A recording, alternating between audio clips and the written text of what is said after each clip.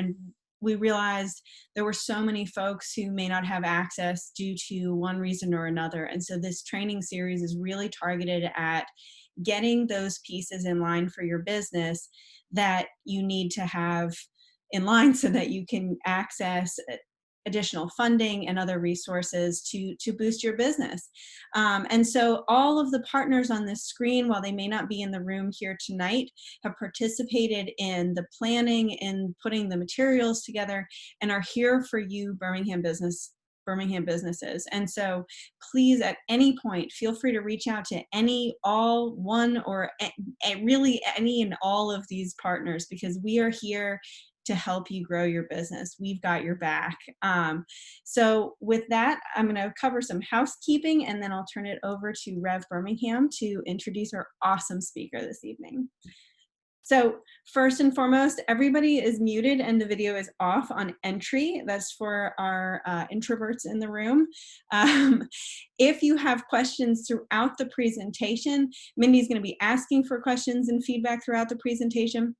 But if there's something that you're confused about, a term you don't understand, or your 2 cents on what works for you and your business, drop it in the chat. This is an interactive space and a safe space and a safe place for you to contribute to your collective business owners and really share your thoughts and feelings. This really is just the beginning. So while this is the last actual session in this series, we're all not going anywhere. So the Alabama Small Business Development Center is here, the SBA, Rev Birmingham is an absolute rock of the community, Urban Impact, Operation Hope, Birmingham Business Alliance, just to name a few of the organizations that want you to call them. We want you to call us to get that one-on-one business advising. So really this is just it's a scratch of the surface for these topics. All of the slides will be available. The recording is also going to be available on our YouTube page, and I'll drop the link to our YouTube page in the chat in just a minute so that you can go back and see, okay, I know at the end of this, you're going to know how to Instagram like a rock star, but you may not know what branding you want to specifically communicate. Well, we've got a session on creating an authentic brand story. Or you may not know, okay, I really want to engage an influencer or a micro-influencer, but I don't know how to make that budget happen. We can go back and look at all of our sessions on financial management and budgeting. So you can check out our previous trainings on our YouTube channel. You can contact any of the resource partners for assistance, and you can text REBOUND to 267-839-8738. And with that, I will turn it over to Taylor to introduce our wonderful speaker. Thank you so much, Catherine, and thank you for being a member of Rebound Birmingham and just being a rock in making all of this fantastic content happen. We are grateful for you. For those I don't know, I'm Taylor Clark Jacobson. I'm the Director of Recruitment and Business Growth at Rev Birmingham, and what that means is I work with entrepreneurs to help start, grow, and locate their business here in Birmingham. If you're not familiar with Rev, we are a place-based revitalization organization. We aim to fill vacant spaces and create vibrancy in the city.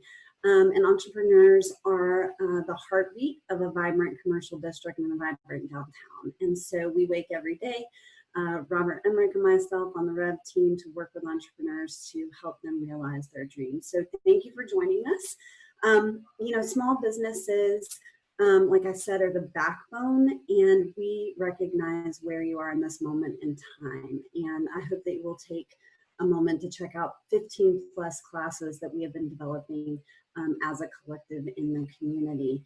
And this particular session, it's my pleasure to introduce you to Mindy Rohr. Mindy is an absolute yay sayer. I've had the pleasure of working with her for several years through multiple Rev projects. When she was at the Bazzette's Food Hall, and Rev had Reveal Kitchen, and then just with the overall placemaking that we do, Upswing, and so much more. So, you know, Mindy is a rock star. She's originally from Lexington, Kentucky, and that's where her passion for content creation and social media really developed and was fueled through her personal blog. She is absolutely a fan of vibrant cities, and now she's here in Birmingham. She really saw the need for pushing local content out about her city and focusing on the things that people love the most, right? We're talking about that vibe that a vibrant place has. So when she moved to Birmingham in 2016, she joined the Summit team as the marketing manager and event planner extraordinaire. She has a background in event management, digital media, content creation, and she's really focused on helping Bear properties amp up their social channels and really engage their followers. So as the experience manager at Pizit, she was really responsible for delivering the customer experience and creating the vibe at the food hall. And so she now oversees the property marketing teams and initiatives for not just the Summit here in Birmingham and the Pizit, but the Summit at Fritz Farm in Lexington and Metropolitan in Charlotte, North Carolina as well. She manages social channels. Her social, which I'm sure you've checked out if you've looked at the listing, is Mindy_Rohr. She's managed, as I said, the Summit, Birmingham, and the Pizit. So you guys are in for a real treat to learn from somebody who's really built her following from the ground up. So with that, thank you so much for joining us tonight, Mindy. We're looking forward to taking some massive notes, and feel free to drop questions in the chat, guys. Let's do this. Yeah, thanks, Taylor. Thank you for that great introduction. Gosh, it sounds kind of crazy. I want to start off with, it sounds like I've done a lot, but before I moved here, I didn't know how to take a photo. So all the things that we're going to talk about today, you can learn and you can teach if you have the passion to want to do it. Again, like Taylor said, I saw a need for supporting local businesses in Lexington, and that's kind of really where my passion and love started for photography and Instagram. Again, I had a background in event management and landed myself a job in marketing. So the sky is the limit if you're willing to dive in and learn and teach yourself how to do the things that you want to succeed in. So with that, I'm going to share my screen so we can get going. Bear with me just one second. Well, bro, I'm doing this. Why don't you guys drop in the comments just so I have a little bit of background on what kind of businesses you guys currently have. Are we talking restaurants, retails, just all kinds of insight? I just want to kind of hear from you guys what it is that your businesses are and what you do. You might be a marketing, you might be a small business owner. Excited to maybe reorganize my page here. Nonprofit, artist, construction. Sorry, Taylor, I'm going to reorganize your faces over here. It's great to look at you guys, but I want to see this great chat. I need a bigger, at work I have this massive screen, so I'm working off of a laptop screen, so bear with me as I maneuver things around on my screen to best see what's coming up here. No worries. We've got massage therapy, we've got office furniture and technology, jewelry, artists, nonprofits, landscape architect. We've got property management. We have all sorts of folks in the room this evening. Yeah, this was great. All over the board. Very exciting. So this is kind of what I thought was going to happen today, that we would have people from all over the spectrum and probably all different levels. So we're going to kind of go through a little bit of basics, talk about how you can enhance those basics, and hopefully help you take it to the next level. Let me know what you think throughout this. Drop comments in, and Catherine Taylor, either one of them will help facilitate your questions as we go. I'll try to pause between each kind of section breakdown to let you guys ask questions.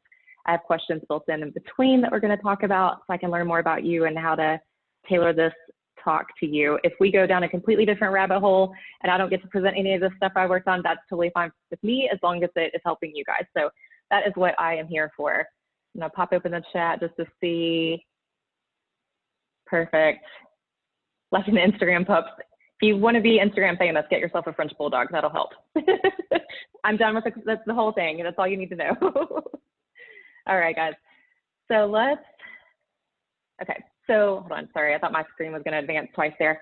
So let's talk about why people Instagram, because I think we really have to understand our audience before we can really think about what we're going to serve them.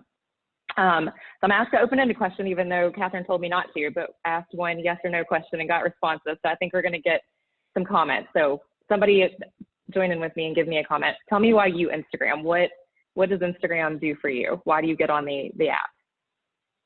Valerie, you better write something because I can see you. I can see you're engaged down there.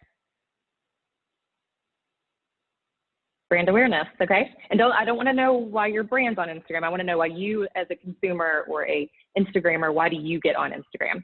So it's a great one, brand awareness. You love to see what other brands are doing, kind of stay in the know of what's happening, keep up with trends. It's perfect to tell our story and probably learn other people's story as well. I like to say Instagram's a little bit of reality TV, if you will. Pays your bills. I like that. If I could figure out, I mean, I could figure out how to pay my bills. I guess I got a job doing it. So, so that works out. Ideas and inspiration. I love that. It's a great one. To snoop and revise my plan. You should be doing that. Know what your competitors are doing to see what people like and what's trending. These are all perfect. You guys hit the nail on the head with this. People get on Instagram to be inspired, and they like to be in the know. They like to know what's going on, stay up to date with people, know what trends are happening, and just stay in tune. So being inspired is the biggest thing that most people are going on for. They want to be inspired by different people, whether it might be body awareness or brands that are doing really cool things. Valerie, thank you, Valerie. I want to stay engaged with my recruits and show how much is happening in the city because we do a lot of it. So authentic, yes. So when we think about businesses and Instagram, this is your community. You're in charge of curating your community and providing information to your community. So as we talk through this, like really think about all the things that you guys just said. And when you're curating your brand and your community, always keep that in front of mind of how you want your customer to see your brand. Just a little stat, so bear with me as I look at my notes because there's a lot of stats in this. I don't want to overwhelm you guys with stats, but I think it's so important as we are all kind of navigating through these COVID times and things are changing daily. There's a lot of things that Instagram can do for your business. I think it's important for you to know a handful of these stats. So Instagram has reached over 1 billion people on Instagram. Now, you're probably not going to reach all those people unless you're like Kim Kardashian, or I don't think Beyonce even has 1 million. I should have shown you guys who the top Instagram people were, so you could see what their reach looks like. But as business owners, it's important to know that 60% of people will find new products on Instagram. They visit at least one business profile daily, and 1/3 of most viewed stories come from businesses. That's huge. If you think about the number of people that are on and the people that you're able to engage with, Instagram can be a great tool for you as a second level or marketing component to the brand that you have. So with that being said, I want to know, so again, we're going more, thanks, Catherine. I was about to answer that question and I was like, who just dropped that in there? That's amazing. You're a great little support team there, Catherine. I'm going to keep you. So I want to know, I have 2 questions. We're going to start with the first one. Who uses Instagram as their main marketing tool? This means you do not do digital media. You might be on Facebook. We'll kind of go, I feel like Facebook and Instagram can kind of live as one person now. But tell me who uses Instagram as your main marketing tool. You can just say me or not me, or just give me an idea. Perfect. Perfect. Got a couple me's and I do for now. That's an interesting one. I'd love follow up on that. Is that just, Sean, is that just because you aren't sure if it's the right platform? Perfect. Okay, we're gonna talk about that too. So that's key to knowing, and that's actually my next slide. So that's gonna, hopefully we'll keep you around for this and help you determine if that's it. More Facebook than Instagram. Okay, so that's great too. And we'll talk a little bit about that as well. Actually, I'm gonna save this question for a little bit. So we'll come back to that next one that I had for the next. You guys continue to, if you feel to drop those comments in there, you can. So as we think about Instagram and why we want to be on Instagram, I think it's important to know what other social medias are out there and then really look at like, is Instagram the right platform for you? So Instagram currently ranks as the number 6. Catherine, if something comes up in a comment, just raise your hand so I see it and I'll pop up because I can't do both. I can't, some of you guys will learn about me. I can't multitask very well if I get distracted. So Instagram is the 6th, maybe the social, give me a second, guys. There we go. 6th top ranked social network with, again, over 1 billion people as of 2020. What's interesting though, is they are 70% more engaged than those people on Facebook, which is the top social network out there. Which I don't know if you guys knew that, but I didn't realize that the engagement was so great. But I think when we think about what Instagram is, it's such a visual, people are really engaged with visuals nowadays. If they weren't, video would not do as well as it does. Facebook's great because you can kind of have a mix of both. It can be really a mix of words.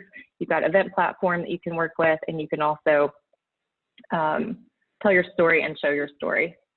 Obviously YouTube, since we all know video is so great, and people now are turning to YouTube to watch TV, which is interesting to me. I've not done that yet, so I'm gonna have to dive into that world eventually, but I feel like TV sucks enough of my life away.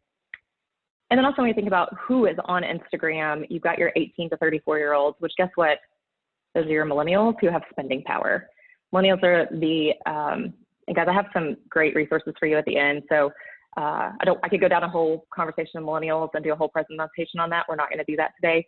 But if this is not your target audience, then this platform might not be right for you. If this is your target audience, you need to get here and create this account while we're talking. So brands on Instagram have a little bit of a halo effect. So there is a great Facebook business insight that I've linked here. Again, this is going to be on the slide at the end as well.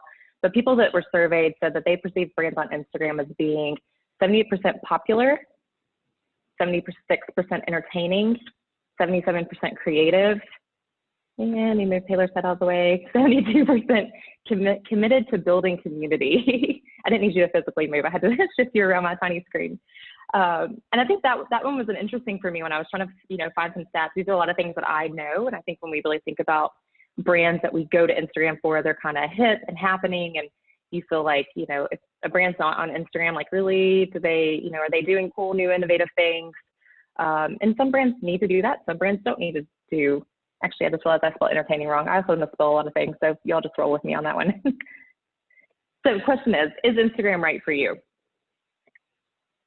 And I would say if you can answer yes to these questions, not all of them, but some of them, then yes, Instagram is right for you. If you can't answer yes to any of these questions, then we need to rethink and help you figure out what platform is right for you. So do you have a visual product that you're trying to sell or service that can be visual? Do you have an audience that you want to engage? Hopefully everybody can say yes to that. Are you selling a product or a service? Do you have interest in photography? And it's okay if you don't, but if you do, that will help you in the curating of the content that we're going to get to later. Do you have a story to tell? I think somebody actually dropped a comment in there that they like to share their story and they like to read other people's stories. So it's a great reason why we're on Instagram. And you should think of Instagram as an extension of your current website or online platform, especially now more than ever with COVID. Having a digital presence is so key. If you do not have a digital presence, I cannot urge you to do anything more but then figure out how you do a website or get on Instagram. I feel like a lot of times nowadays people are setting up their Instagram accounts if they do have a product faster than they're setting up a website if they don't have the resources to build out a website. So something to think about if you do not have that platform as well. Okay, so let's talk about who, again, I want comments from you guys again, so I'm opening my chat box over here.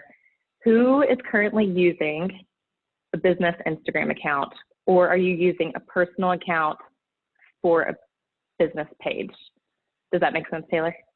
I see Taylor nodding her head. Okay, perfect. Business account, okay. Sometimes your personal is anybody page just using a business page? Okay, perfect. But you literally have it linked as a business account. Personal for business, okay? Valerie, we're gonna talk through this, but I highly recommend you turn on the business version of it. Very similar to like an influencer.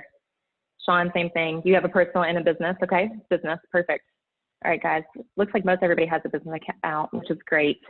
So what you're gonna get from, and when I mean business account, I wish I dropped another picture in here now that I say this out loud, but when I mean business Instagram account, I mean you physically have on your business setting. You can be a regular Instagrammer, you now can be a content creator, and you can also be a business account. With a business account, you're gonna be able to do a lot of things that you cannot do if you just have a personal Instagram account. Perfect, sorry, I'm gonna open up. And if somebody needs help with this, if you friend me on Instagram and I will send you a screenshot of how to turn this on if you need help with this after this session. I'm here to help you guys. I'm gonna have 900 messages in my DMs. It's gonna take me 3 days to get through it, but I'm here for you guys and we'll get through it together. So one is gonna be your Instagram insights. Instagram, having a business account, you can see who you're interacting with. You can see who's liking your post, who's interacting with you on stories. There's just a and we're gonna go through these, so don't feel like you have to take all these notes right now. We're gonna get into different stages of some of this stuff. You can do very cost-effective advertising. You have the ability to put a contact button and you can set up auto responses. I highly recommend during your busiest seasons, whether that be summer or holiday, or, you know, it's going to change based on your brand, that you set up an auto response. And that auto response should be complete with things that people might be asking for: how to make a reservation for your restaurant, what are your hours.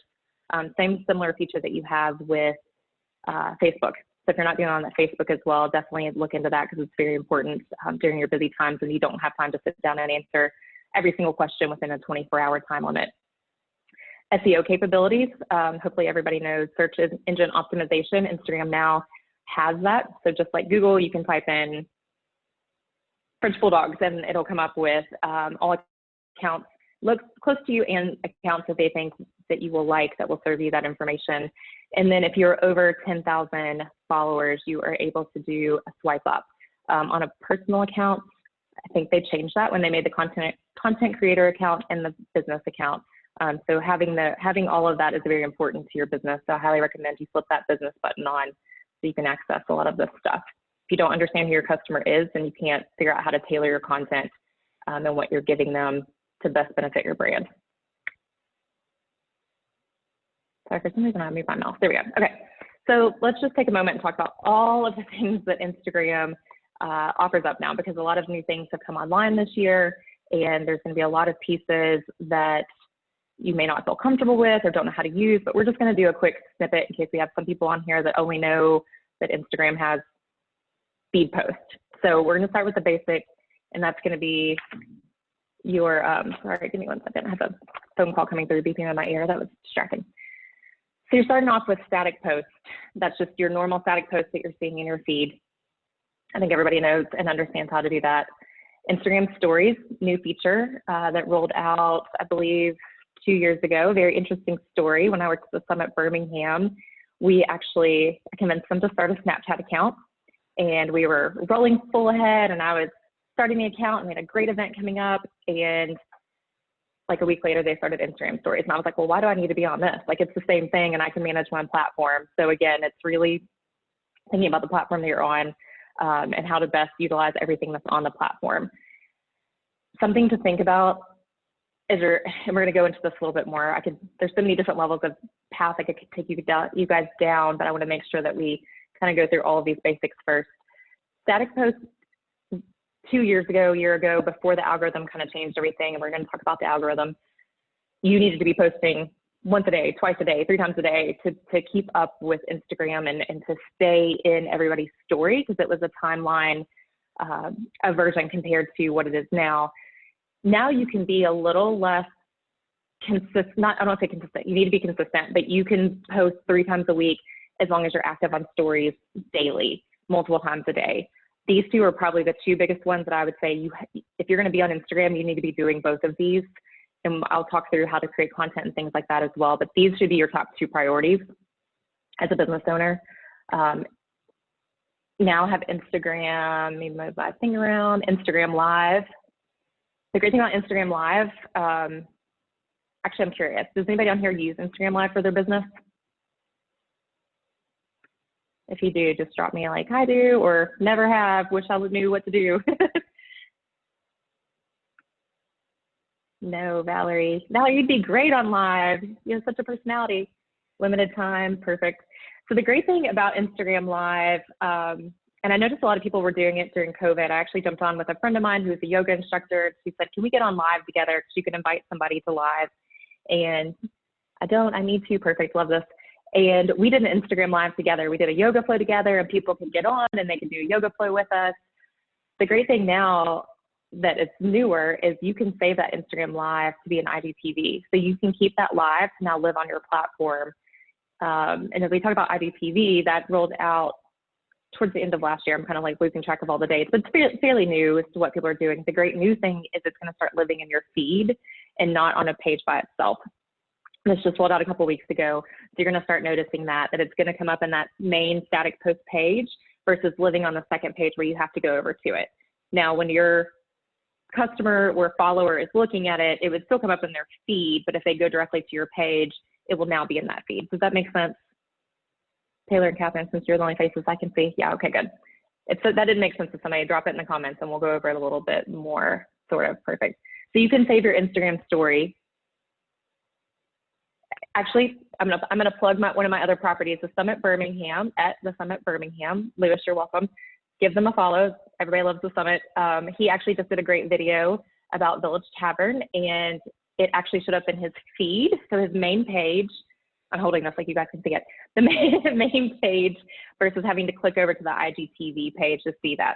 The IGTV page will still have it, and you can still organize by type. So if you, for me as a content creator, I might have like all of my plant videos grouped together, all of my cocktail videos grouped together, all my fashion videos grouped together. So you can go in and group things in different categories so that if somebody just wants to watch all of your plant videos, they can just see that. Or if you, I'm trying to think of a different concept, if you're doing like how to build a cocktail, or I'm gonna do all my bourbon cocktails, all my gin cocktails, there's different ways that you can group it so that they kind of go in categories together. Hopefully I didn't make that more confusing for you guys. Yes, the IGTV will now start appearing in a static post, not with the stories. So stories are going to be at the top of your feed in your highlights. This might be easier when I get to a picture of an Instagram page to kind of hover where they would be. So your stories are at the top. Your IGTV is now going to appear in that page. I have a bunch of links at the end too that really go into like how to use Instagram Reels, how to use IGTV. So we definitely can dive into that more, and you guys will have that additional resources to use after. Reels is the newest one. So is everybody familiar with TikTok? If you don't know what TikTok is, drop me a little thing and say, I have no clue what you're talking about. And it doesn't matter because they're going to block it in the United States. So you don't need to know now. Just go watch a couple so you know what a reel is. So reels are videos. And it differs from IGTV because they are limited by time and you can clip them together easier. So for example, if I'm creating an IGTV, I might build it in my phone with my camera. Reels, you can actually like stop, start, you can do all the things in the app versus having to go to an outside source and then bringing it in. Reels is probably a little more challenging for a lot of people. If you're not familiar with video, I have not done a reel. Honestly, I haven't had time to do a reel. I've done a bunch of IGTVs because I know how to use my out of app software. So it's just, again, spending the time to learn something new. But if you have the time to learn, putting on the tinfoil hat, noticed that, yes, they did. I noticed that too. And I thought the same thing. So I like that you said that. It's like, go over here, not over here, come back to Instagram. I think TikTok will come back, but we'll see what happens. And I don't know that Reels is going to take off like it has.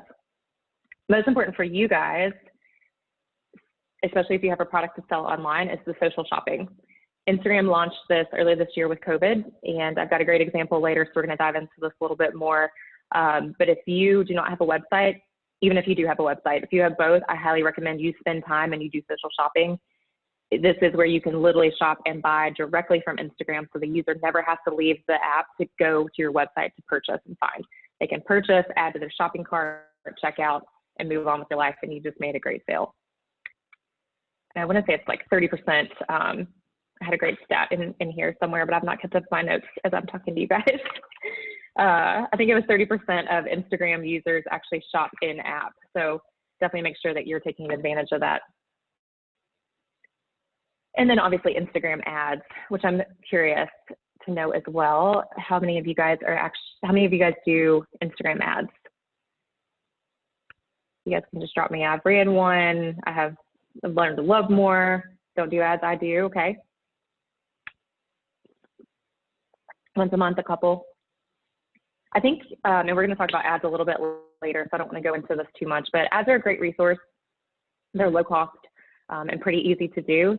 That's perfect. Yep. The easiest way to do it is from Facebook or just share directly. So we'll talk about that a little bit more. I just wanted to go through these so you guys know all the different aspects of what you can do on Instagram.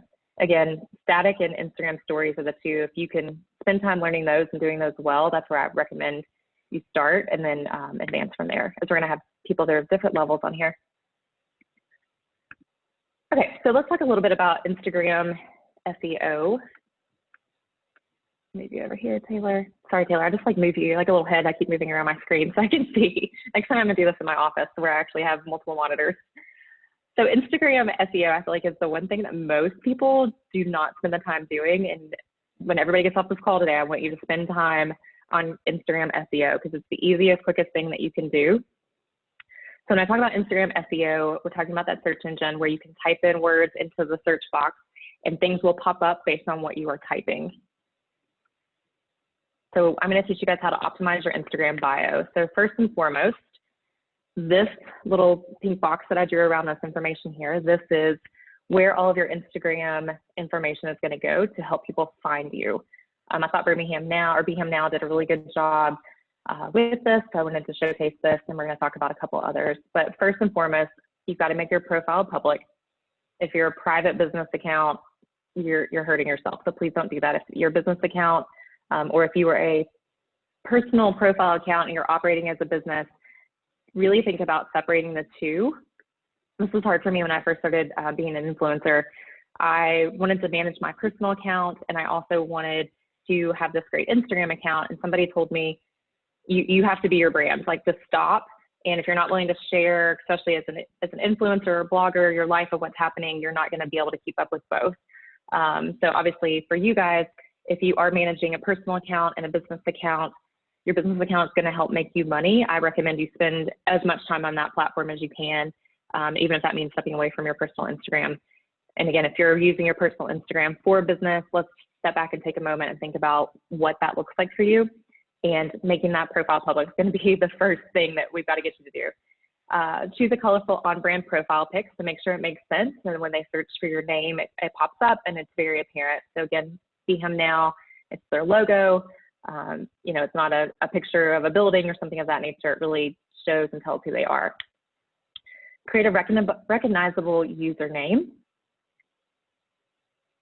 Create an easily searchable business name. So again, you want to make sure your full business name is here. And back when my Instagram name used to be @love_Lexington. Don't look it up now because I changed it to my old profile account, so I didn't lose those photos. So you get to see what my old personal account looks like. But then I would have here Mindy Rohr. So if you search by either name, it would come up for that. So if your full business name doesn't fit up here, make sure you put it down here. And then again, set up your account as a business account, and then make sure you provide a trackable link inside of your profile. So this is just the first step. Second step, you want to make sure that you include primary keywords. So just like you would on your website, primary keywords in your display name. So I wanted to show you guys, because it is Taco Tuesday, tacos, and the things that pop up here. So you've got Beham Tacos, Uno's Tacos. So it's showing me the two that are local first. This is organically what I got in my feed when I typed this up. Torchy's Tacos, which is in Austin, because I've looked up Torchy's Tacos because my husband has never taken me there, even though he visits Austin all the time and tells me how great the tacos are. So it's going to feed me what's local, and two, what it thinks I'm going to like or have interacted with in the past. So very important if you can do that in your Instagram username. Second, include secondary keywords in your profile. So I pulled Five Daughters Bakery here, where you can see that they have bakery in their username up here, bakery in their actual business name here. They've labeled themselves as a donut shop, which is an option that you can do as a business profile, is setting, like mine says content creator, or if you're a restaurant or a landscaping business, you can identify those things. And then other keywords locally and organic. So if somebody's in Nashville, they can type in organic or organic bakery, and it would populate Five Daughters Bakery easier. And then treat your hashtags as keywords. So let's talk a little bit about hashtags, because I feel like that's very important. I see brands spending a lot of time creating their own hashtag, and I think that's great. I want you to create a hashtag. I want you to add a hashtag up here like Five Daughters did, where it says 100-layer donut. I think that's important, and that's what people are going to hashtag when they're at your property. So for example, Summit Birmingham, theirs is hashtag the Summit Beham. When I was at Pizzitz, it's hashtag the Pizzitz or hashtag the Pizzitz Food Hall. But putting this here lets people know where to tag their photos so that you can then find those photos and show up in the feed. The other great thing that you want to do is make sure that you're using relevant hashtags. Actually, I think I have a whole slide on hashtags now that I'm saying this, but make sure that your hashtags are relevant to what you're doing. So for a lot of you guys, you're a local Birmingham. So you should put in hashtag Beham, hashtag eat Beham, hashtag shop Beham. You can do up to, I believe 30 hashtags, but the sweet spot is right around 15. So what I did as a little tip in my iPhone under my notes, I have my hashtags for the different types of things that I do. So my French Bulldogs, my home decor, my fashion or lifestyle, I have, or just my Birmingham local stuff, I have groups of hashtags. I literally can just copy and paste and put them in my comments. So, and it's really up to you if you want to put them at the end of your post, if you want it to be in your first comment. I personally like the visual of it being in my first comment versus being in my actual post itself, but that's kind of just a, let me read what your question is. If your secondary keyword is 2 words like Taco Tuesday, does Taco Tuesday count as reinforcing it? I don't know what IWO is. Oh, do spaces make trouble? No, I don't think so. In other words, thank you. Sorry, I'm really bad with that. I'm a millennial, but I'm really bad with IDK is the only one I really use. Yes, no, I don't think, so you're gonna have your hashtag, but you're also gonna wanna put, I mean, if you have a Taco Tuesday account, like you would want that, but no, for your secondary keywords, you can do them both ways. It's gonna show up just because of the nature of Instagram. With the hashtags, it's gonna show up and do what you need it to do. So make sure you're using your hashtags, make sure you're making sure that they're relevant hashtags and that they are in brand with what you're doing and that they're reaching audiences. Most people are going to find you if they don't know about you through hashtags. All right, so let's talk a little bit about what type of content to be posting. Let's stop and ask if we have any questions before we jump into hashtags and Instagram and all the things we just talked about, because that was kind of a lot. I'm gonna check time, see what you got there. You might have questions. While we're waiting for folks to drop questions in the chat, can you talk about how to create a traceable link that you can stick in your bio? Mm-hmm. Yep. So I like to use Bitly. I don't know if that's probably the easiest one. It's bit.ly, right? Yeah, thank you. I was having a moment. I haven't had to use it in a long time since I'm not at a property anymore. But we would do it specific for different events that we were doing, and we would set up different. So let's say I have an event and I want to figure out how many people are driving to that, or just website in general. If you don't know how to go on the back end and use all the website information, really Bitly is really easy. You can just plug and play and put it at the top of your post. It's a free one. You can do it pretty easily. It helps you shorten down your links as well. So sometimes, you might have this massive long link based, if you're tagging something on a Facebook and it's like www.facebook/49786, you can make it bit.ly.visit Summit Birmingham or different. You can name them up different things. We also like to use and encourage our properties to use Linktree if they have multiple different things to kind of like drive to events, shop this page, things that make it quick and easy that they may not be able to find. Some of our properties have great websites and some of them have a little bit of outdated websites just based on the level of the property. So Bitly and Linktree are both great resources that you guys can use as well. We have another. Thanks, Chelsea. Yeah, I was going to read Chelsea's question. Should you do more generic hashtags like fitness or more specific ones like BHAM Fitness? You need to do both. So fitness is going to give you a very broad range where I think we've typed in fitness right now. It might be 9 million posts. But if you're local to Birmingham, it's really more important for you to focus on that local audience. So I would probably stick to more BHAM Fitness. Where can you search for SEO words for, tell me what you mean by that, Sean. Great question. I just need a little more like words that you think that you can do based on your brand. Yes. I would think about, I'm gonna tell you what, send me an Instagram message at Mindy_Rohr. Let me look at your brand because that will help me guide you a little bit better. And I think we can probably help you figure out just based on the type of business that you're doing. Word consumers use the search. Yeah, it's really just figuring out like, hey, I'm looking for a donut shop. I'm looking for a taco shop, landscaping company. You can do all kinds of really fun things. Obviously, you don't want to make it too crazy, but you want to give them enough information. Hashtags is definitely something I think a lot of people struggle with. I honestly use the internet a lot to say, hey, what are the best hashtags for French Bulldogs? I'm just using my Frenchies as examples because I've literally done this. But again, you guys really, if you're Birmingham specific, you need some Birmingham ones, and I have some, so you're more than welcome to go to my Instagram and cut them out and save them, the ones that are relevant for you guys. Yep, Google Trends is a good resource for search words as well. That's perfect. Okay, guys, I'm going to keep popping because I've talked way longer than I thought that I would. I figured I'd be blowing through this. So type of content to post, and this is really focused on imagery. So research has shown us that promotions with people and pictures do better than just adding words or not having people in the pictures. This was the one for my personal page that I did when Botanica opened. I don't do a lot of photos with me in them. I tend to do a little bit of a mix of stuff just based on lifestyle, and I'm not the influencer that I want my face in it every 5 seconds. Different types of influencers do different types of things, and for me, I feel uncomfortable sometimes, so I do a mix of things. Also bright light photos. So I feel like dark and moody is kind of a trend now, but if you're not a professional photographer, like just stay away from that. Brighter and is going to be better for you. This is a very interesting one.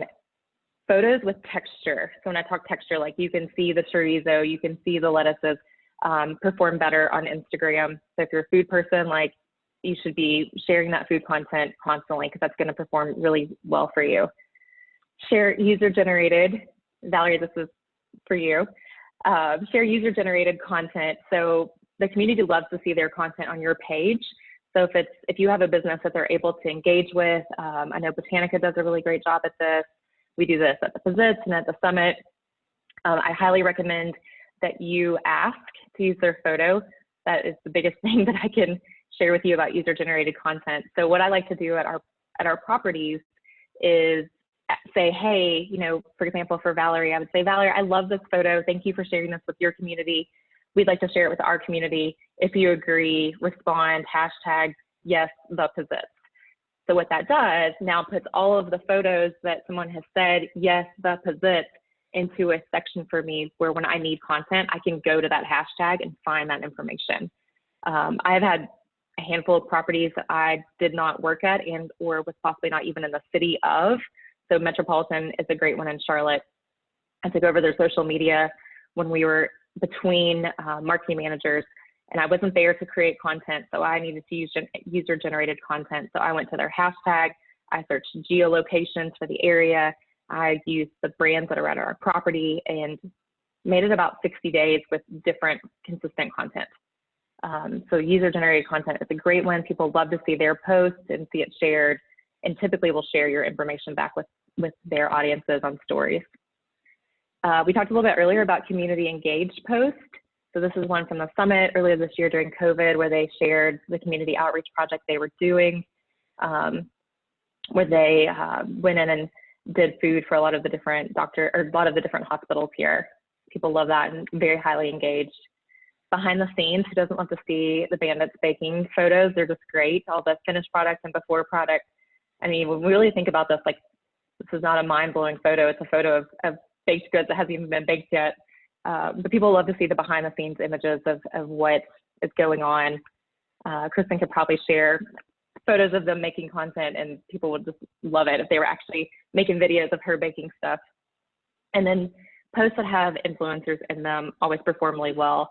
And influencers typically will share that content on their page. So it's a great way, if you're engaging with an influencer, make sure you're getting content to share on your page, and then you're sharing that content back to your community as well. Content planning. This is what I find most people struggle with. It's curating and planning. So like everything else in your business, when you do your accounting stuff, when you order your product, you have to set aside time to be able to curate content. This can be weekly, this can be bi-weekly, this can be monthly. But if you're relying to wake up and be like, oh, what am I going to post today? You're going to have a hard time keeping up with this. So I highly recommend getting a schedule and sticking to it. When I worked at the Summit and Pizzitz, I curated and planned out content bi-weekly. Sometimes if I was really on it, I would do it for the whole month. But then at the beginning of each week, I would look to see what I had posted to make sure everything was still relevant. All the content was laid out. Did anything change? Did I need to flip around events? Was there an event I wanted more people at? Then I would add in another post somewhere to support that event, things of that nature. If you're having a hard time coming up with what to post, if there's some way to create a theme for the week, I don't know if you guys follow Meredith's Instagram. Lewis, help me. I'm drawing a blank on Meredith's Instagram name right now. The Southern Source. she does a really great, Taylor, I'm gonna share that in just a second. Meredith from the Southern Source, she does a really great job coming up with like Monday motivation. Tuesday, she has something for every day of the week. So mentally, it gives her something to be working towards for her content. Some people have that and some people don't, but there's usually a way to come up with something that helps you, 3 days a week, come up with what you're going to post and give you ideas. So as we talked about earlier, if you do not have a desire for photography, look at hiring a professional photographer. We did this at the summit. We do this at Visits. I've done this, worked with photographers myself as an influencer, but you're typically going to get 30 to 50 photos out of an hour to 2 hour shoot if you really thought through what you want them to shoot.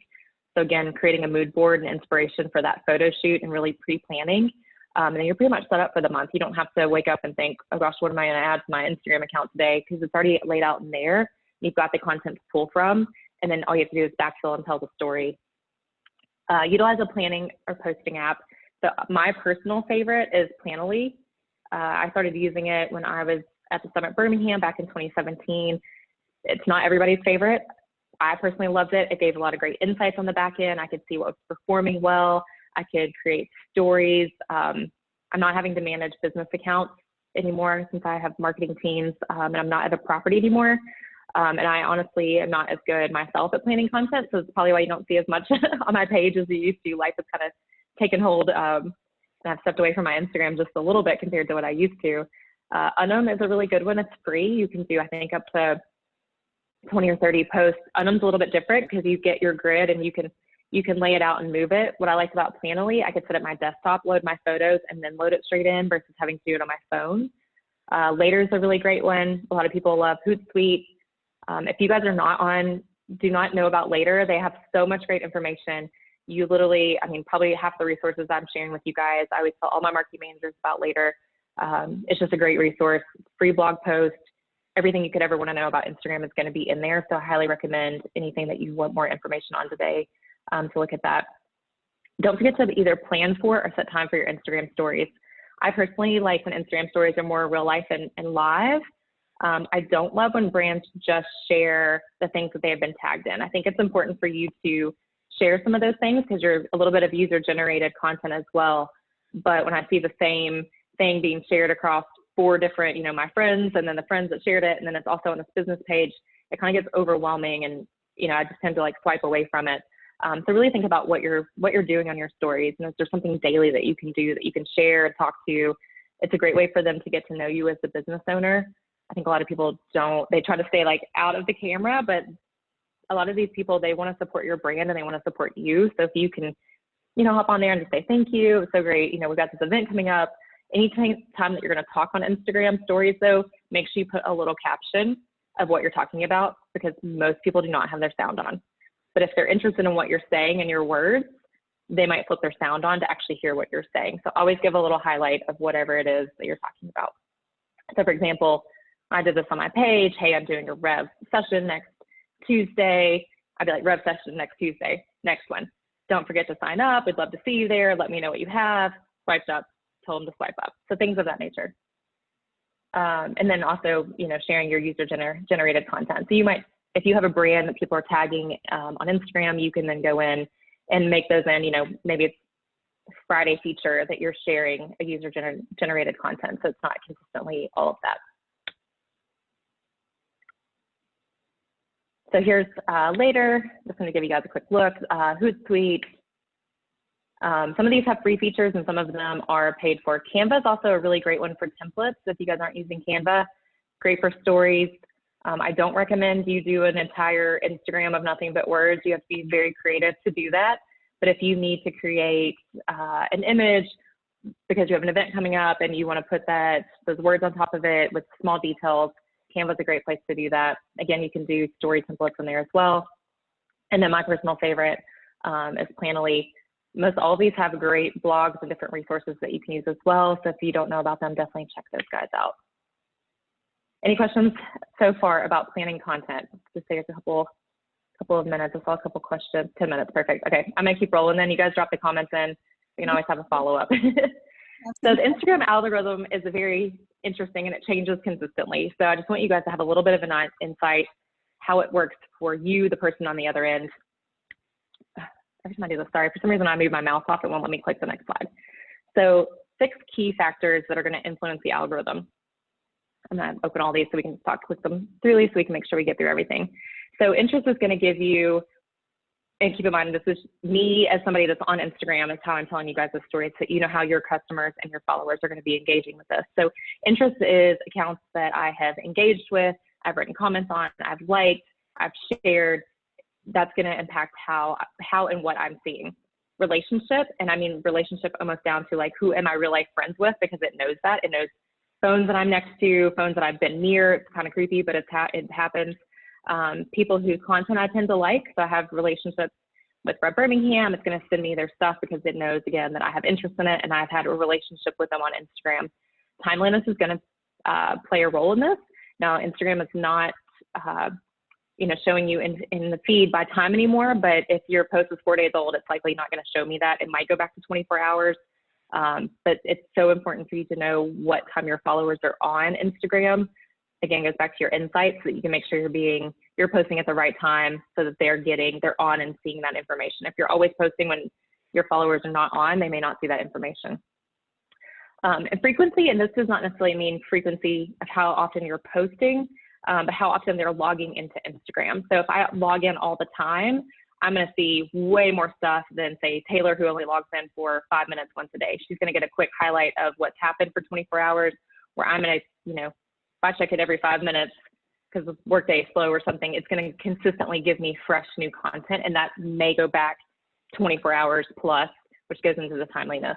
And then following, how many people are they following? If they're following 10,000 people, there's no world where they're going to see all 10,000 things that are being posted, versus if they follow 10 people, they're likely going to see everything in their feeds. And then also usage, so how often somebody is logging in, which we just talked about. So the biggest thing, how the heck to survive this algorithm, and I think that is one of the key things. My content's not being shown. How do I get it on there? How do I make sure people are seeing it? So let's just quickly talk about some of the things that you can do. And it goes back to photography. Instagram is a photography, it is there for the visual. It survives without the visual, it's part of the visual. If you're not putting out good images, I highly recommend you, if it's something that you either need to learn more about, there's tons of photography resources. Apple offers free photography classes when our local Apple opens back up, and COVID things change. There's tons of free online resources you can use, or there's tons of local photographers that will work with you on a budget. So that's something you can look at. Make sure you're consistently pushing your stories out. So again, I recommend stories daily, maybe multiple times a day if you have the time to do that. It does not have to be consistent as your IG feed does. Publish more video content. This is a little bit harder, but I challenge you, if you're doing these other things well, try to take it to the next level, and figure out Reels or Instagram TV, or even go live more often. One of the brands I work with in Lexington at the Summit at Fritz Farm during COVID, she had a Friday live session, and every Friday her and another influencer would go on live together and talk about new products. So it was like dialing into reality TV. People loved it. It fared very well for her brand, and she's a very small local business, and it was something that cost her nothing. But she set up a plan and what the live was going to look like, and she was there every Friday doing the same thing. So again, it goes back to consistency. Run a contest or a giveaway. These are great ways to drive traffic. I highly recommend once you do one and you get the traffic going, that you stay consistent with posting. If you do not, your traffic will die back off, and you will not have that engagement. Every influencer will tell you the reason they do giveaways. 1, they love their community, and 2, they're trying to get some to fight that algorithm and to get their engagement back up. And it works. It works. Just make sure your contest or your giveaway is worth it.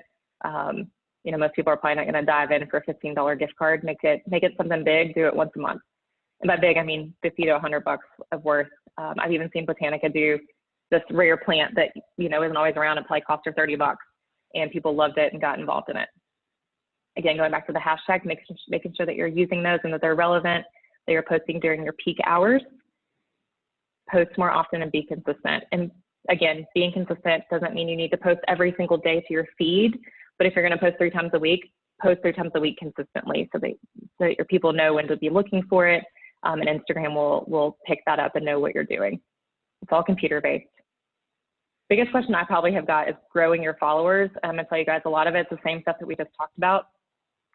Make sure that your posts are quality, not so much quantity. So again, if you're only able to put out 3 really great images and captions a week, like really focus on that versus trying to just put out 7 posts a week so that you have something every day. Goes back to sharing user-generated content.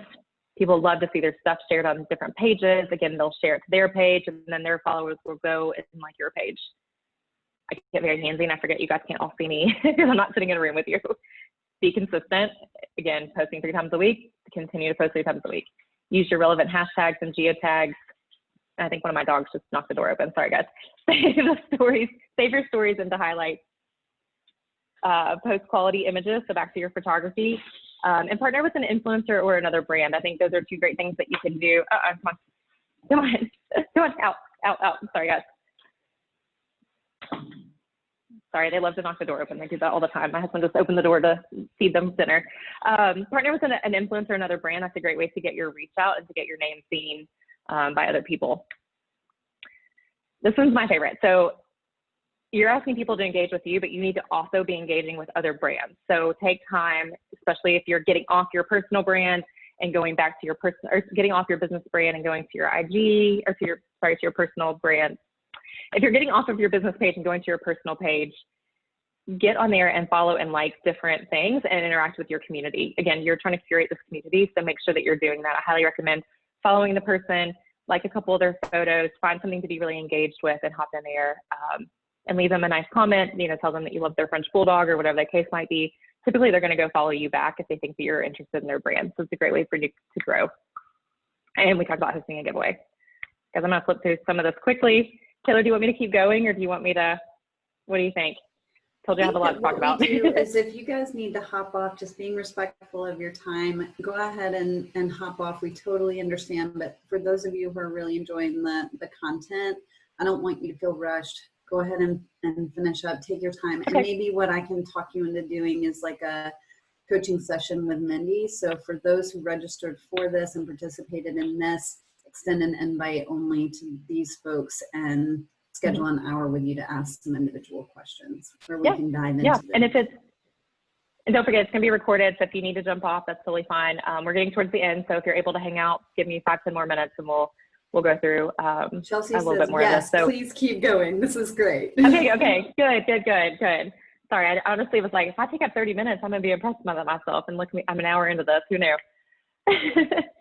So algorithm also goes back to engaging your following. Again, a lot of these things that we're talking about, they go hand in hand. So if you're able to create engagement, you're doing all of these different pieces of the puzzle. They all are very similar. And I think sometimes it's just sitting down and really remembering and thinking about what we're doing, looking at the posts that people have liked and engaged with, and giving them more of that content. I think people, a lot of times are just posting something to get something up, but you really want to make sure, especially if you've been a brand and you're having a little bit of a lull and you're like, well, oh gosh, I've had great engagement. I don't have great engagement anymore.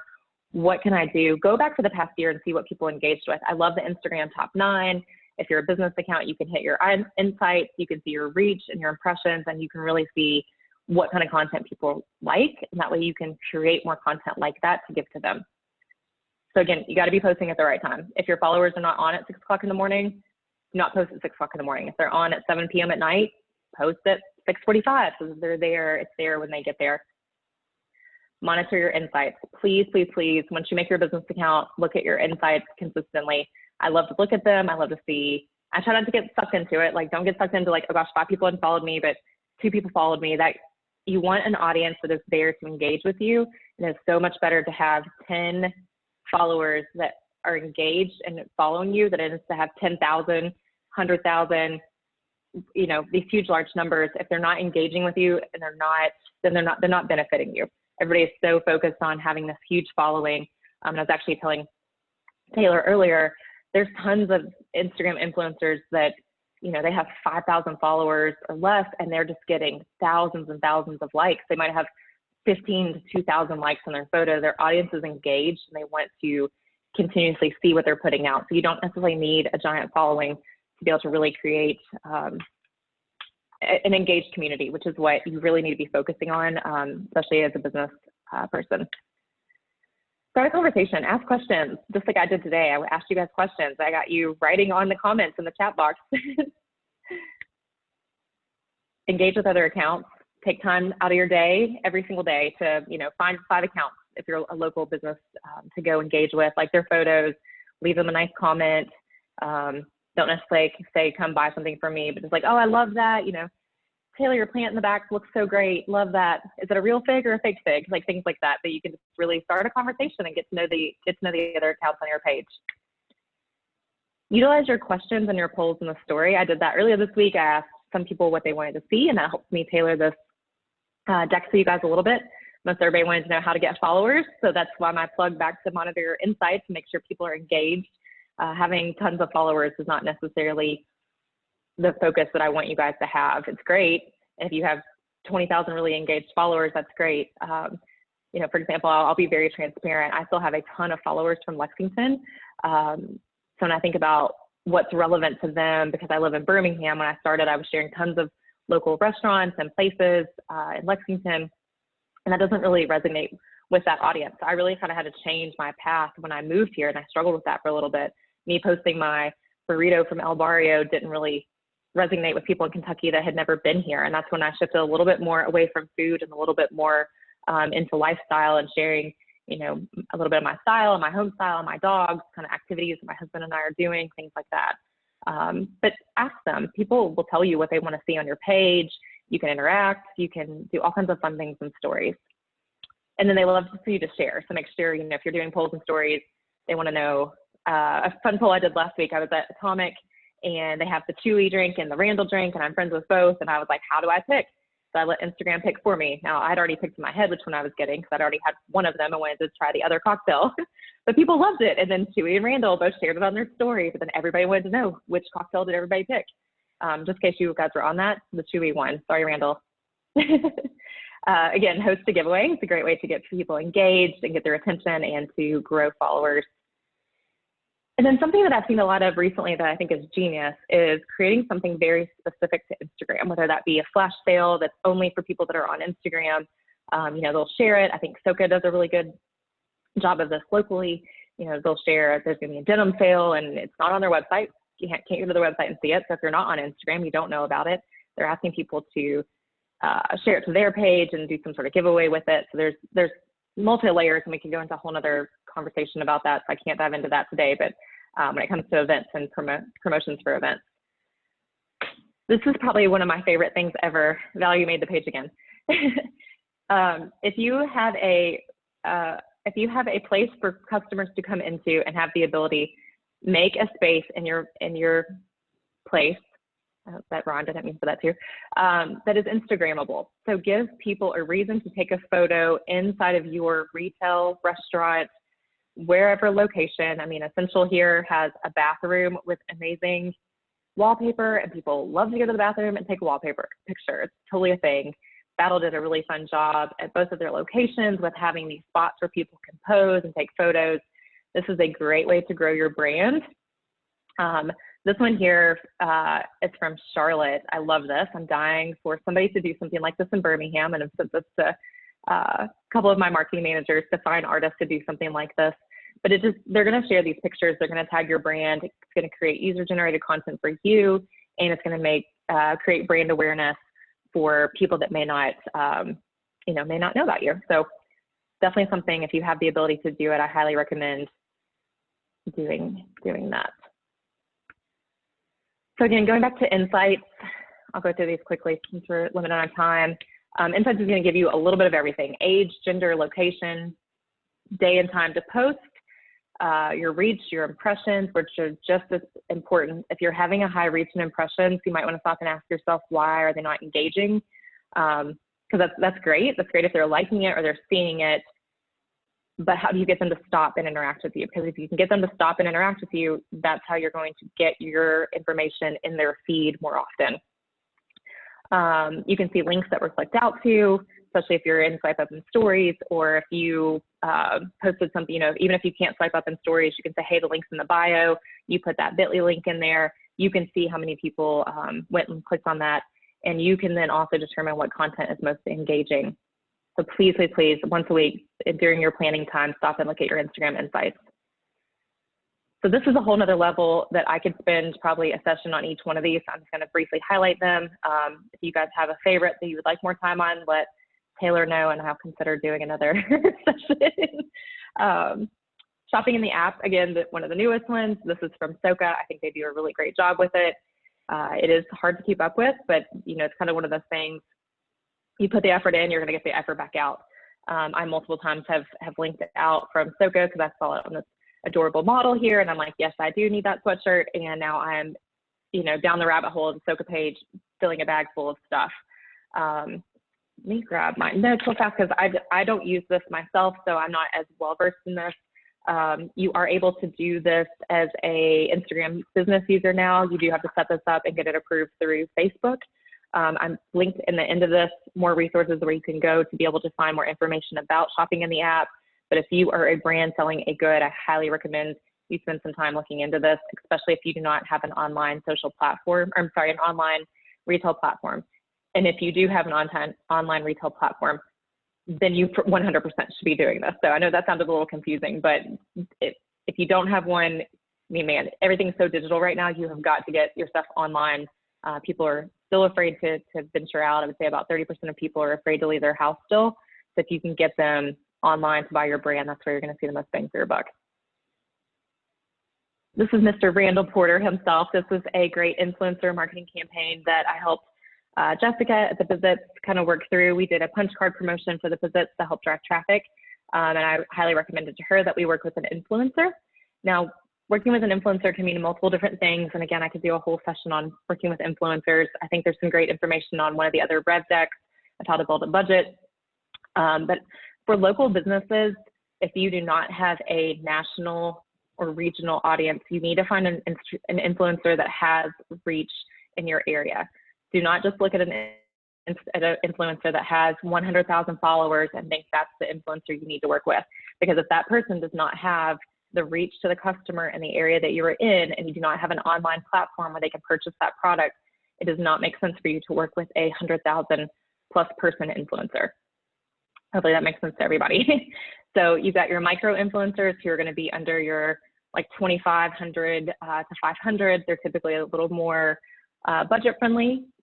Some of them are doing that for fun. They've not quite hit the level where they make all their money off of just Instagram. You've got your macro, which is going to be under, I believe, 100,000. So that's kind of between the 10 to the 100,000. I would fall somewhere in that category. I have a full-time job. This is not my full-time gig. It's kind of fun for me, but I have a decent following and a fun community. And then we have like the celebrity level, which would be 100,000 up to $1 billion. Set a budget. And always, people reach out all the time and are like, hey, do you want to do this? Well, I'd love to do it. And if it's a brand I really, really love, I probably will figure out how to make it work. But a lot of times I have to remind brands, like, I'm taking time out of my schedule to help you do something, so make sure that you're prepared in some way to compensate them. And that could be products, that could be gift cards, depending on what your brand is. We compensated Randall for this, and then just making sure that you guys have a plan of what the expectation is. A lot of times people just say like, okay, great, I want you to promote my product, but they don't set an expectation up front of what the partnership is going to look like and what they're expecting out of it. So just be clear up front so that everybody's on the same page. I highly recommend some sort of agreement that you both sign with, whatever monetary amount is being shared, and that X, Y, and Z are going to be delivered for this to make sense.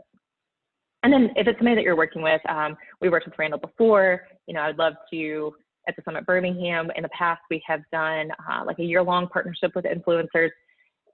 If you're able to do more than one time, it becomes more authentic. You want to find somebody that makes sense for your brand. But taking that time at the end to really sit down together and review the metrics and figure out if it benefited you, did it benefit, does it make sense? Influencer marketing is huge right now. Again, it's not for everybody. It's kind of like Instagram. You have to make sure it makes sense for your brand. If it doesn't, then, unfortunately, don't waste your time. But for a lot of brands, it does make sense. So just figuring out how it's authentic to help get you reach and make sense the content that they're building. And then just briefly, this is kind of my last slide, Instagram advertising. We do this on different scales across all of our properties. So Summit Birmingham has a much larger online advertising budget than say the Pizitz does. Pizitz is a little more of a local focus. And for you guys, I would recommend kind of really just maybe promoting events that you might be having, or if there's something new or a special sale that's going on. So for example, I've used Soka a couple of times. You know, if they're doing their big denim event, like it would be great for them to drop an ad really focused on reach. Again, I could spend a whole session going down Instagram advertising and showing you guys how to do that. You can also just boost in the platform. I recommend if you have and you're trying to get brand awareness and you have a photo that is already performing well, if you boost it, say 25 to 50 bucks for 24 to 48 hours, it will help even more increase that reach and then help increase your ability to be shown up in other people's feeds due to the algorithm. So it doesn't make sense for everybody. If you, again, like I said, we did it at Pizitz kind of based off events. And then we did this one over here to the left-hand side that was really focused on like, hey, the food hall's back open, just to raise awareness and let people know that the doors were open again post-COVID, and that we had closed down, but now we're here for them, and, you know, driving them to our website to find out what we're doing to make the space safe for them. So you always want to make sure you have some sort of action, a call to action that's driving them out to another page. So that was a lot. So here's a bunch of resources. Lots of good stuff from Instagram, lots of good stuff from Later. Again, Later is one of my favorites. I always send lots of my marketing managers there if they have questions, or we'll try to find them information. And we can get you guys a copy of this as well. If you want the linkable version, we can do that so you guys can have this kind of PDF out to be able to use. I think that is all of my great information. So if you guys want to stay on for a little bit longer, I'm happy to answer questions. I don't know, Catherine, if you were able to decipher some of these over here. Absolutely. So first of all, thank you so much for sharing your insights and knowledge and clear passion for this as well. I think it really helps to be connected to somebody who loves Instagramming. When I had a business, the first thing I did when I closed it was I removed all social media from my life. And so it's just, you know, getting back into it. It's nice to be surrounded by the enthusiasm. So with that, we did have a number of questions come through the chat. I'm going to go through them in kind of as they came through. So some of these are back towards the. So the first one was filters. Love them, hate them. What do you think? I don't love them. I think if you are interested, okay, let me step back. One, you need to have, if you're going to be taking photos yourself, I highly recommend you get a new camera, or you don't want to buy a camera, like iPhones. The new phones, they all have such great cameras in them. Like, you do not need, I don't shoot anything with a DSLR anymore. I shoot everything in the iPhone. I taught myself Lightroom. It's a very easy thing to learn. There's free Adobe Suite stuff on it. Nowadays, I feel like filters and presets can kind of be called the same thing. I don't hate presets. I can tell when somebody's used an Instagram filter. I can tell when somebody has used a preset and they don't know how to actually change the image. If you're trying to curate a look for your feed, an aesthetic, I tell you to not do that unless you're really good in knowing photography. I feel like the brands that do it really well are doing it because they're really passionate about photography and they get that aspect of it. If you do not, I would say, again, brighter, clear, good image is way more important than throwing a filter on it. Now, if you're in stories, whole nother level, love some filters, lots of fun, you know, switch out, you can save different filters. In that, I tend to have one that I love and use most often. So on your feed, no. In your story, go for it. Do some fun stuff in there. Awesome. The second question we had come through was how to show jewelry specifically. How to show jewelry. Actually, I think that, I don't know if you guys follow, and I don't know what type of jewelry it is. If you're on here, just drop it in the comments real fast. Maybe I'll see it before I answer this full question.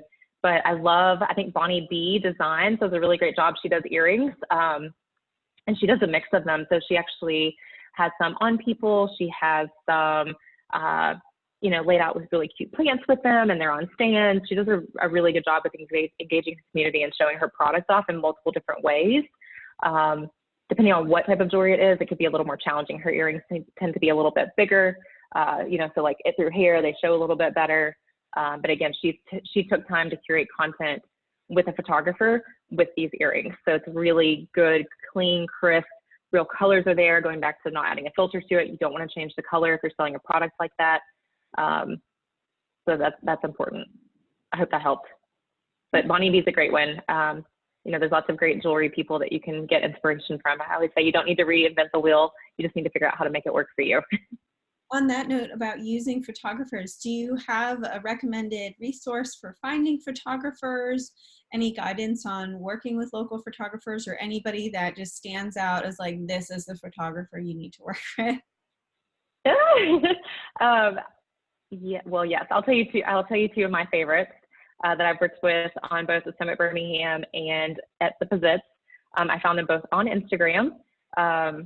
Honestly, I don't remember exactly how I found them, but typically I would just type in, hashtag in Birmingham or Birmingham photography, or just some of those Birmingham hashtags that people would normally go for and look at.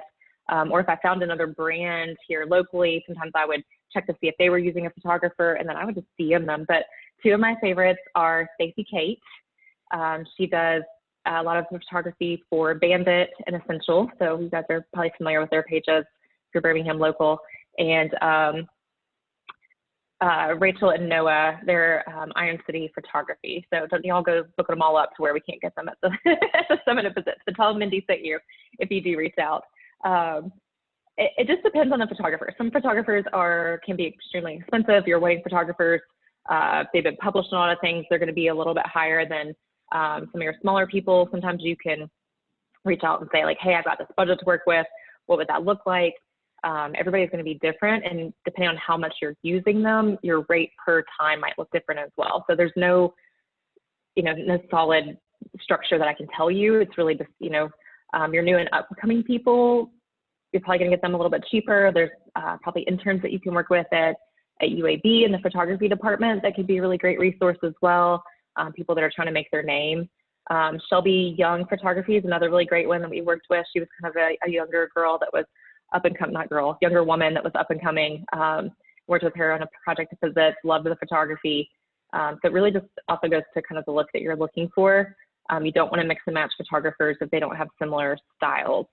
Some other great accounts I love is they're a little bit more moody. So they, Mason, I'm trying to think of Mason's name. I'll look for it while we're on the next. I think it's Mason Dixon Photography. I can find it if you want to email it out later. He does Wheelhouse. So if you follow Wheelhouse Academy, he does their photography, he does a really great job, but he also does some really moody photography. So depending on what the need is, he can kind of go both ways. Jannard is a local photographer who I think is great. I can probably give you a list of photographers.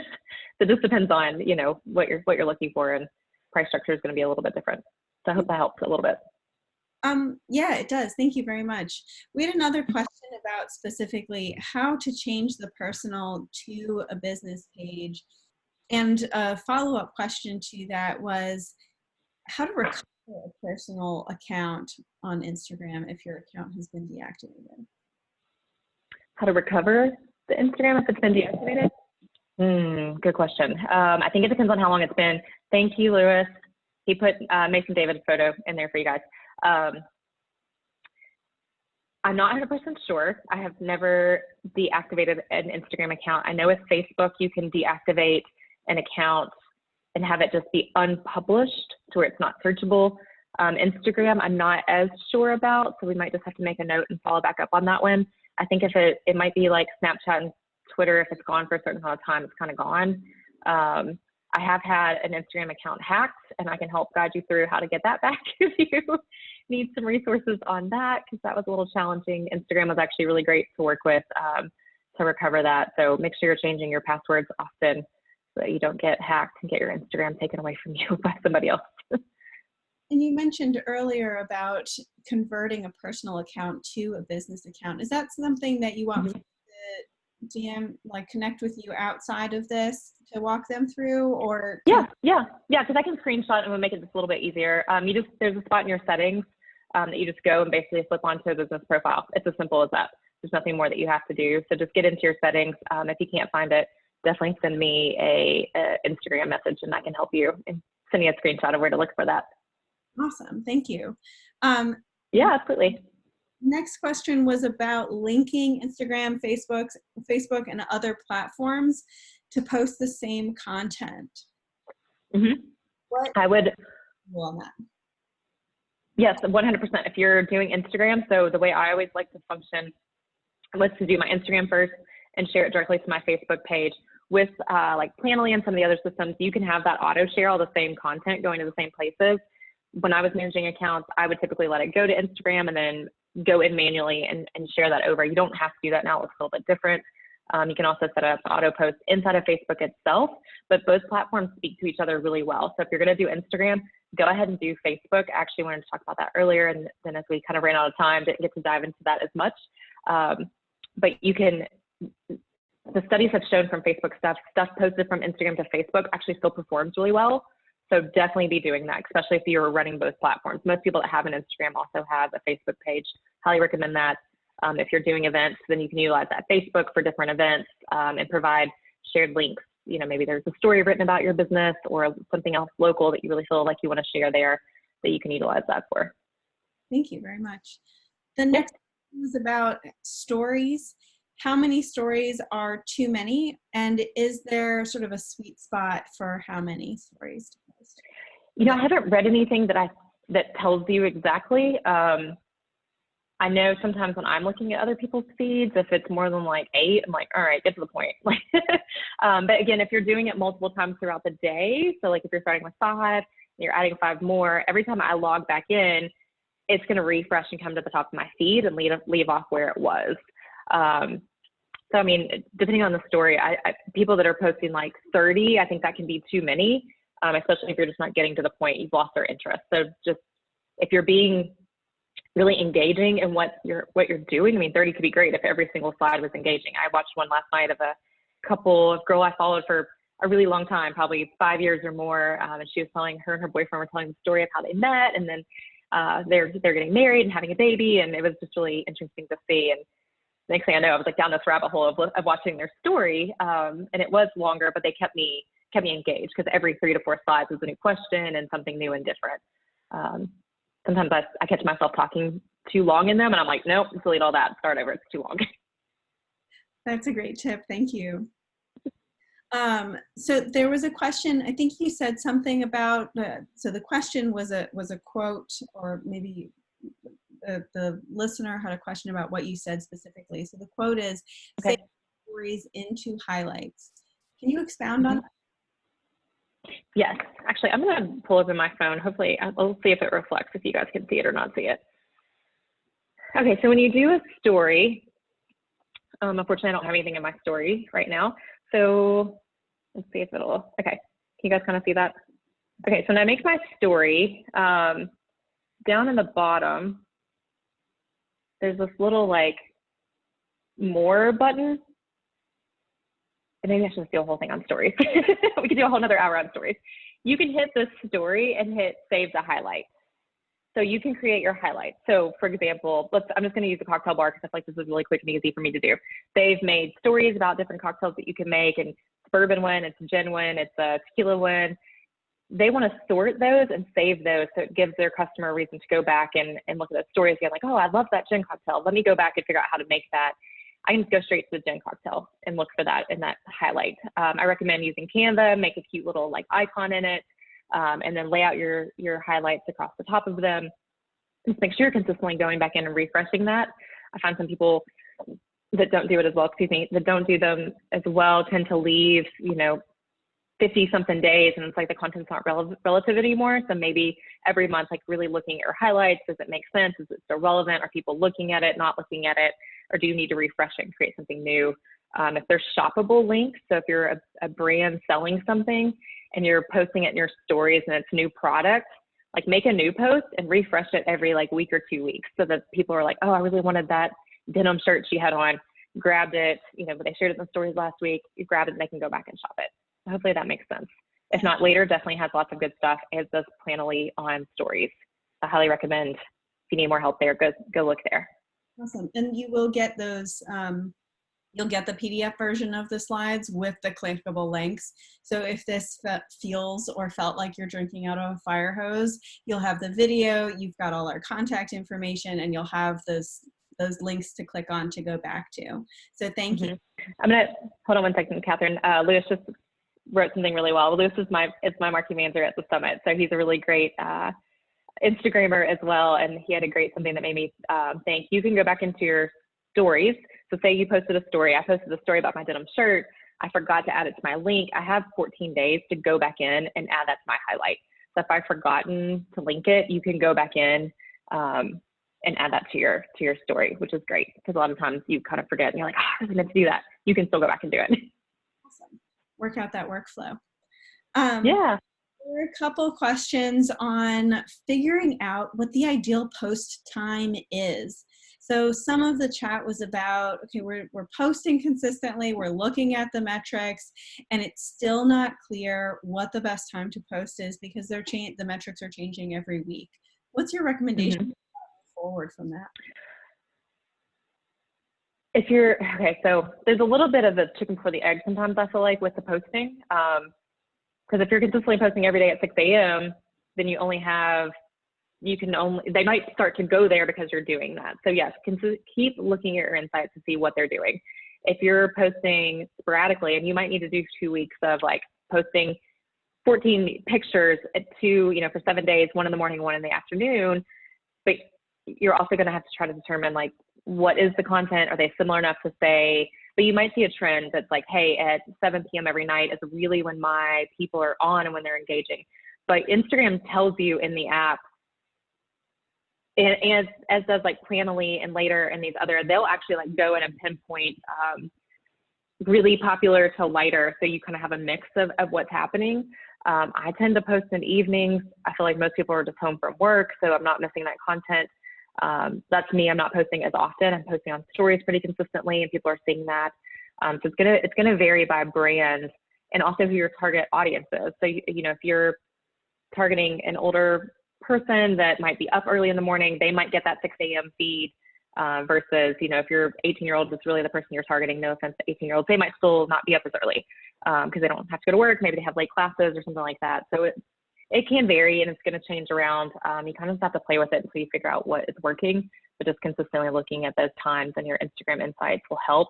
And or if you're using one of those posting apps, they'll break it down and make it really easy for you. Later, actually think post a generic, huge national trend, but obviously you got to figure out your time zone within that. So, when I was at Summit Birmingham, I typically did early morning and then late evening. That's 2 years ago or more, so that could have changed by now. So, Lewis is having to look at his insights to go back and say, does this make sense now? Should I change? Friday might be 3 o'clock and Thursday might be 7 o'clock, so it may not be consistent every day. Sorry, I don't have a more clear answer for you on that. It's a little bit of a guessing game sometimes and looking at it daily. It's a nuanced and dynamic thing. It's going to be changing as people's schedules change, right? A lot of folks are working from home right now. And so as they go back to work, they're going to add a commute into their day. And so that might stretch what works at 5 p.m. out to 6 or 7 p.m. You can also look at folks that you overlap followers with. So other folks in town that are posting, if you're hitting the same customers, then they're consuming that content at a specific time. So earlier there was a chat about, snooping around on Facebook, getting inspiration.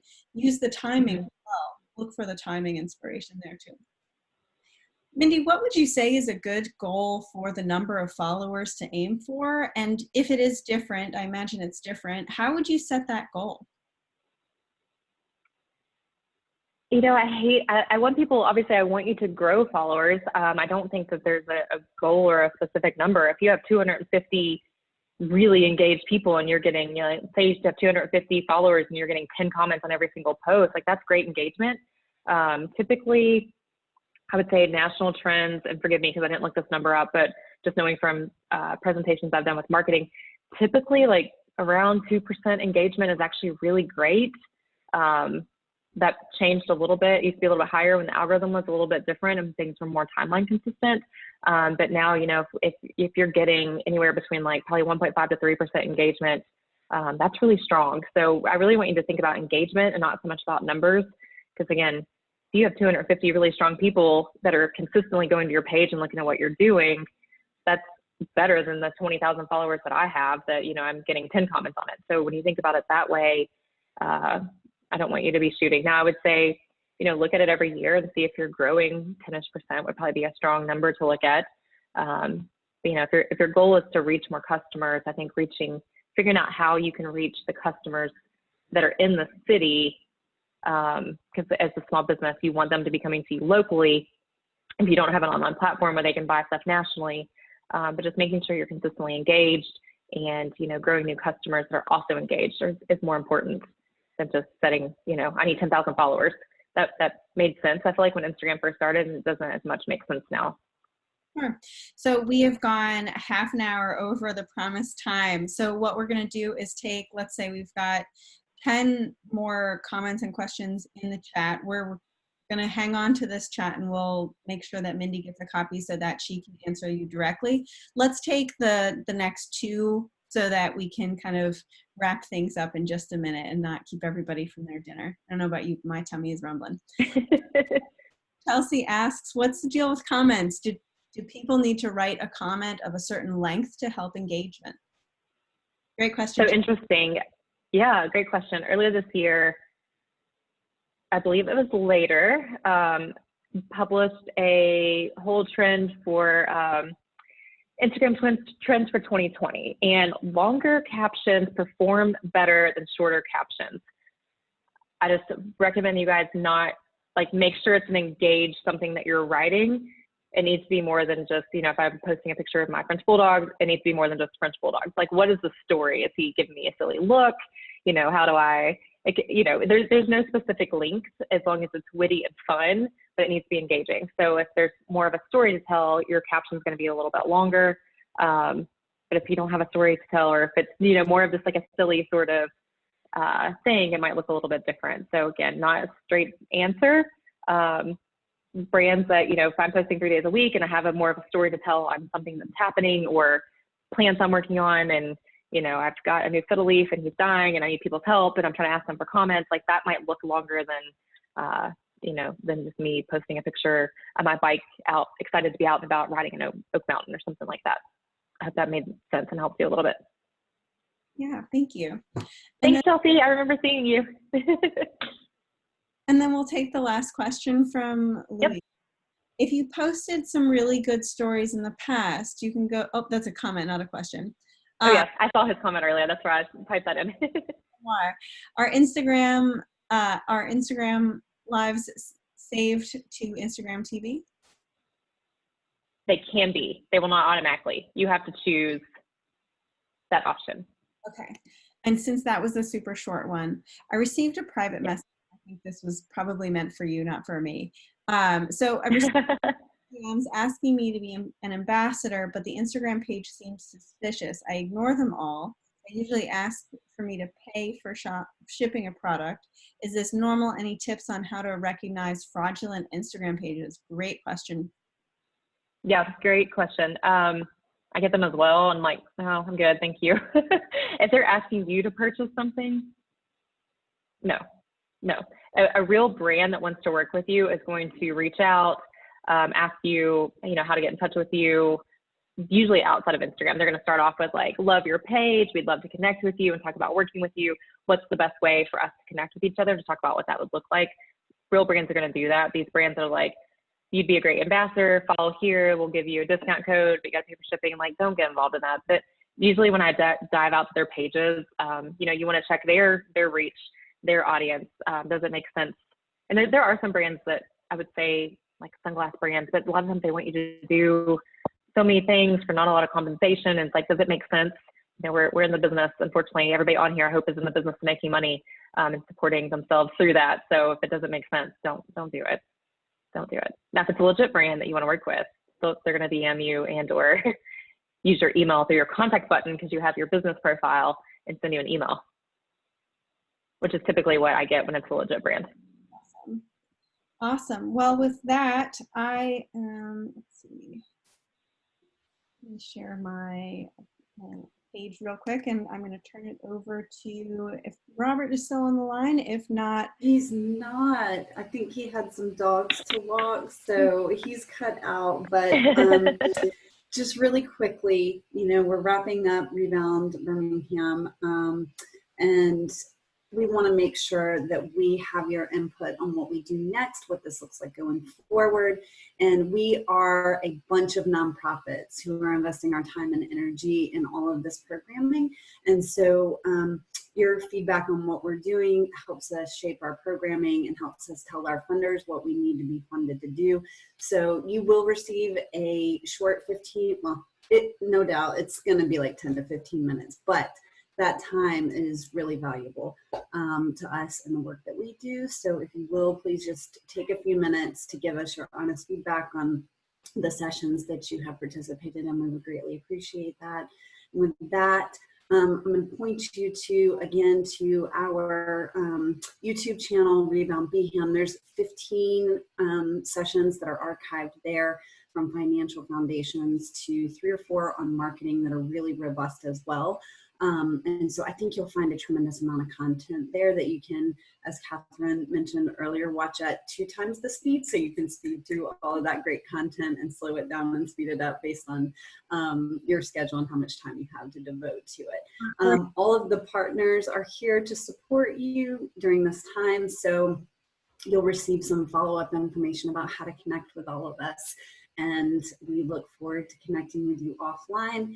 Mindy, you've done a phenomenal job. Thank you so much. And to those of you who participated, this is the best engagement that we have had in a session yet. What a way to close out Rebound BHAM. You guys really brought it in and showed Mindy how valuable her expertise is. And there's the Frenchie friend. So thanks to all of you. Thanks for a really great time. Look forward to connecting with you offline. Have a great night, guys. Thank you. Thank you, guys. It's great. Thanks. Go Birmingham.